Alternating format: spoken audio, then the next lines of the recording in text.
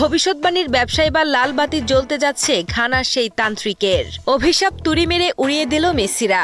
এখন তান্ত্রিকের কপালে চিন্তার ভাঁজ। মাঠের লড়াইয়ে লিওনেল মেসির জাদুকরী ছন্দের কাছে হেরে গেছে তান্ত্রিকের সব আধ্যাত্মিক দম্ভ। আর্জেন্টিনাকে বিদায় করবে কেপ ভার্দে, এমন চড়া বাজি ধরে রীতিমতো ধরা খেয়েছেন ঘানার স্বঘোষিত উইচ ডাক্তার নানা কোয়াকু বনসাম। 120 মিনিটের নাটকীয় লড়াই শেষে তান্ত্রিকের সব জারিজুরি এখন ধুলোয় মিশে গেছে, আর সেই সাথে ভুল প্রমাণিত হয়েছে তার তথাকথিত আধ্যাত্মিক শক্তি।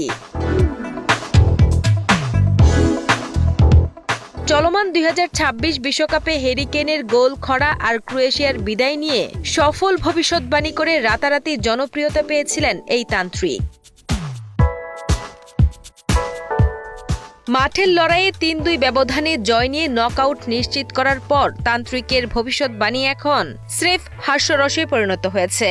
ডাহা ফেল করা এই ভবিষ্যৎবাণীর পর তান্ত্রিকের উপর মানুষের বিশ্বাস যেমন তলানিতে ঠেকেছে, তেমনি তার এই অলৌকিক ক্ষমতার ব্যবসার ভবিষ্যৎও এখন ঘোর অন্ধকারে।